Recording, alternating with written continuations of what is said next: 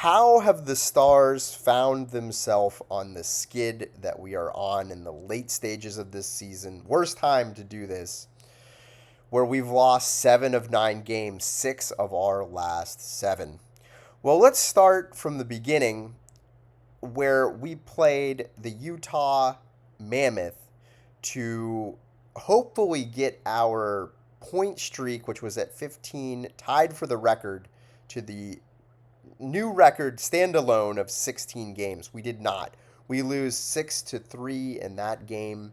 And then it just started to unravel after that.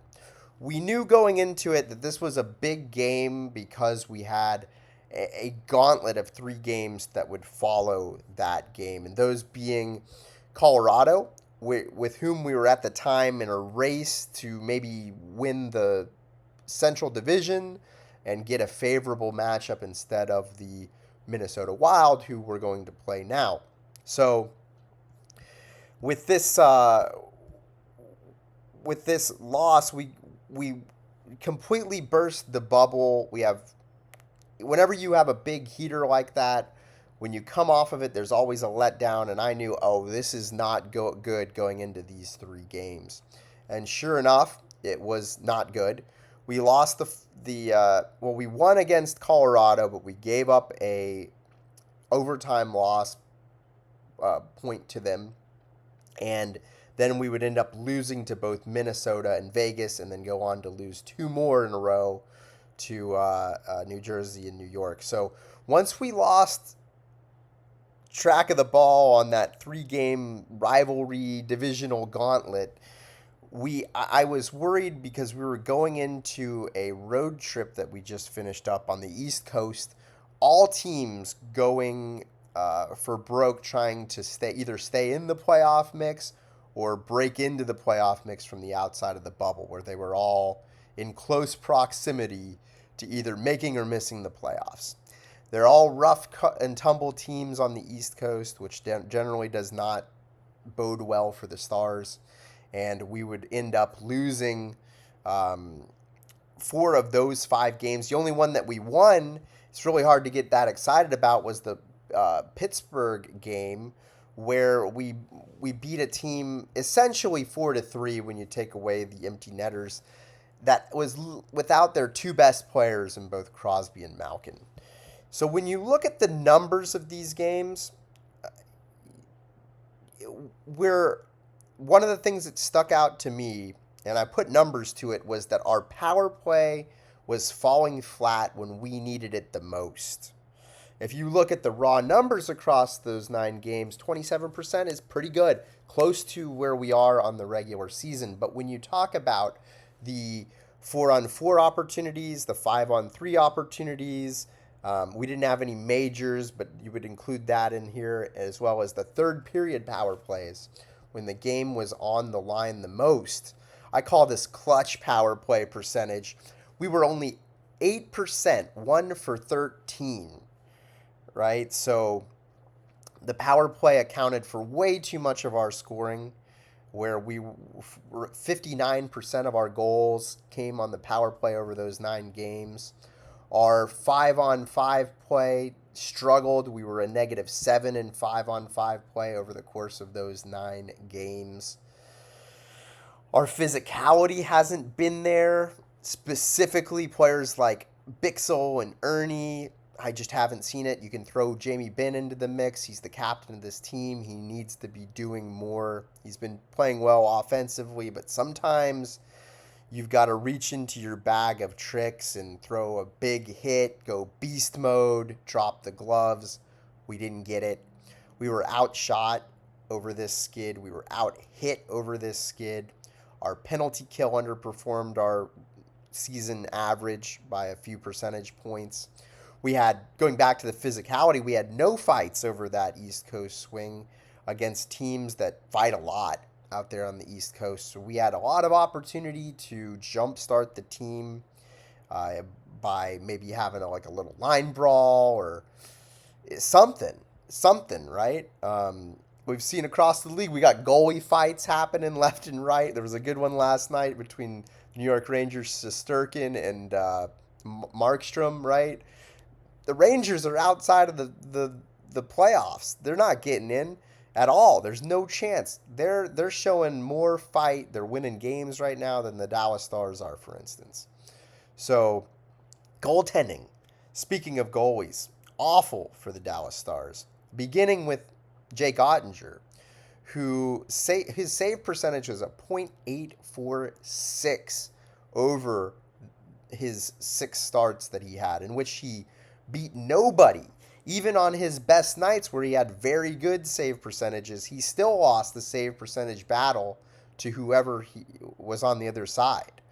So, not good there. DeSmith had a .890, which is below his season average, and our competing goalies had a .902 over those 9 games. So we lost there. Our offense slipped. We were at 2.4 goals for per game versus the season where we're at 3.3 the rest of the season overall. And the Stars are letting in 3.6 goals for per game versus the 2.8 for the rest of the regular season outside of this slump, right?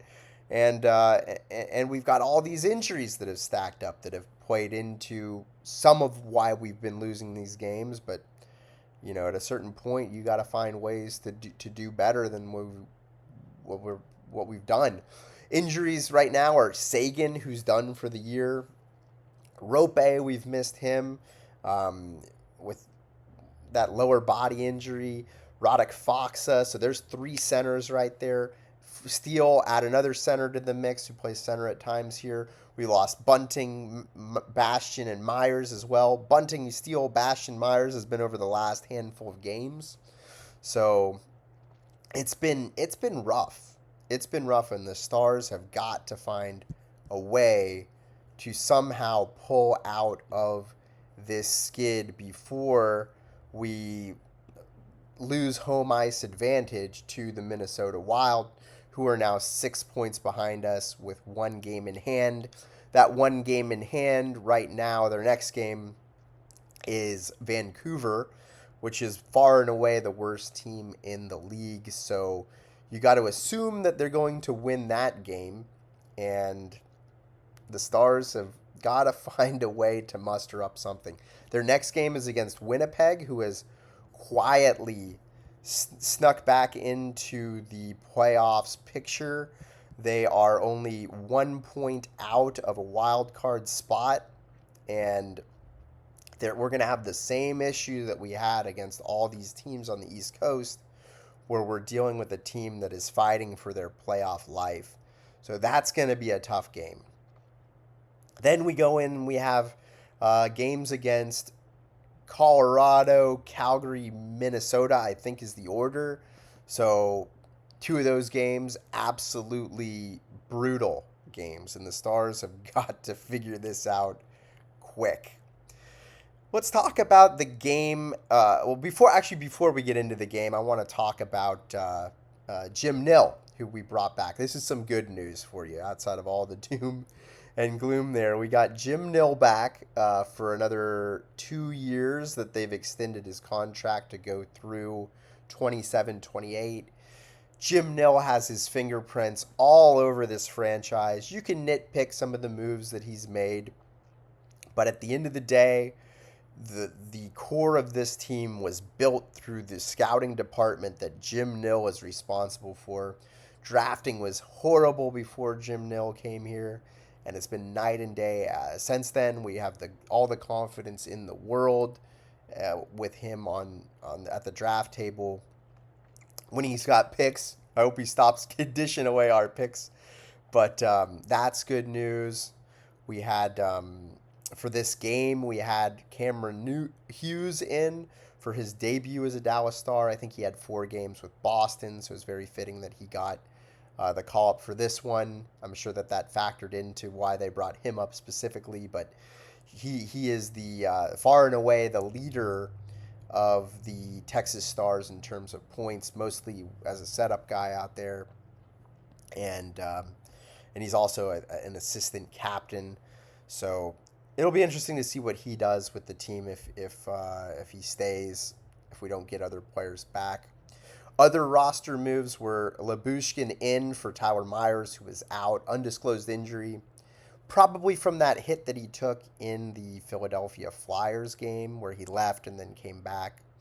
So this game started, to me, in the right direction in that we put the line of Ernie, Ritzy, and Blackie out there to start. So bringing energy and grit, and that's kind of where where the game started well, but then everything from there was not so favorable for the Stars in the grand scheme of things. So let's talk about the first period. So we give up a goal again, the first goal of the game, make it 6 in a row for the Stars. Kuznetsov, I don't know how to say his name. Anyway, doesn't matter who it is. He put the screws to us. Harley gets bumped off of the puck in a battle by Elias Lindholm. There's a point shot. Rebound gets put in by their Russian Kuznetsov. And then Otter was maybe screened on this. It goes 5-hole on a sloppy shot. Boston would then get the next goal of the game to make it 2-0 by Arvidsson. It was a broken play, and Arvidsson gets positioning on Harley and received a pass from behind the net. It goes behind Otter and in tight to him for the goal. So the other goals that the Boston Bruins would have would be one from Lindholm on the power play. Lindholm comes down the wing and fires high blocker over a down for no reason in my eyes. Otter, who should have been standing tall. The book is out on Jake Oettinger. Jake Oettinger can be beaten high, especially high blocker, and it just seems like everybody knows what they need to do to beat him. Then we would also have another goal from in the third period where Heiskanen would turn over the puck, and then eventually Yoki Harju would score from between the circles, high glove. So I didn't see Otter really looking around the defense or anything here. He just kind of stood there. And I know there was a screen, but you got to work to try to look around that screen. I didn't see him being as active as I would like to see him. And, that's kind of been the story for these games with this goaltending, right? Is you can say, oh, a lot of these shots were really good shots or they were, screen shots. You've got to find a way. And a lot of these shots have been high. A lot of these have gone in because our goalies have been not playing aggressive enough, coming out to cut off the angle more to where they can't be beaten high as easily, playing too deep in their net, especially when they're hugging the post. I've noticed that a lot with these two goalies. They're getting beaten short side high when they should be stopping most of those. So I can't write all of this off to just luck and people shooting the lights out. There's been a little bit of an element of that, but at a certain point, you've got to look at the people between the pipes as well and the defense in front of them. Which have been giving up more shots than the opposition. So the defense is it's everybody that's in this, right? There's not too many players that you can say on this team that have pulled their weight over the course of the 9 games. There really haven't been. I mean, Wyatt's looked good and Robo has looked pretty good, but other than that, Jamie Benn has been pretty good in some regards offensively, but again, he's not doing enough physically, and this team has got to figure it out. Jamie Benn, speaking of which, would have a goal on the night in the second period. Ben and Ronsonen on the same line. I love that combination. Ronsonen with the puck protection prowess along the wall in the O-zone, passes it back and forth with Ben, who wins a puck battle with McAvoy in the corner, and then Ben to Johnston around the goal mouth, and then the shot would be rebounded to Ben, who kicks the puck to his stick, and then puts it past Corpusalo from the doorstep on the far side there. So great job there from Jamie. Duchesne would tie the game in the second period with 3 minutes on the clock. Bork wins a puck battle in the D zone and then starts a zone exit in the Boston zone. Duchesne at the side of the net pulls a loose puck from behind the net, backhand to forehand, and then beats Corpusalo far side high from about 2 feet away on the side of the net there. So those would be the goals in the second period. We would get another one in the third period on the power play when it was kind of too late, but we got one nonetheless. Johnston would make it 5-3 with 1 minute on the clock there. Robo to Wyatt Lowe, who spins and dekes in tight a few times and then roofs it in tight over the goalie, bar down on the backhand. Beautiful goal. You got to give credit to him there. So we had another opportunity on the power play earlier where it was really kind of a more important one. This is one of those clutch power plays that I was talking about. So we went 1 for 2 on the clutch power play. This would be the only clutch power play goal that we scored in over the course of those 9 games. The one that we missed that would have been a good one to have was the opportunity to tie the game 3-3. Mikko looked like he dived and drew a tripping call and then politely hands the stick back to his victim, which I found to be entertaining. We would get a power play, and then the same Musayo would hit the pipe on the power play, and just kind of a brutal just miss on that one. So Wyatt would have a good game. He was 1 goal, 1 assist. He now has 80 points on the season for the first time in his career, which is awesome to see. He's got 25 power play goals, extending his franchise record for a single season in that regard. He's got 41 goals on the season. Could he hit 50? Probably not. Will he hit 45? Probably. A good chance both he and Robo could hit 45. Robo's got to really go on a heater, but he can. So I'm kind of hoping that they do that. That would be the first time in franchise history. Robo would have 2 assists on the night, 89 points. It's the second time that Robo will hit 90. He will unless he gets hurt. The only other time was his 109-point season.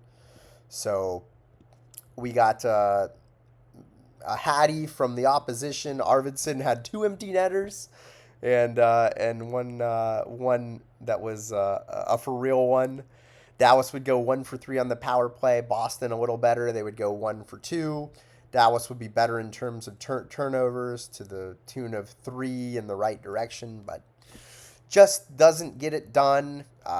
We go on to Winnipeg next. I look forward to seeing the Stars pull out of this. Let's see if we can make it on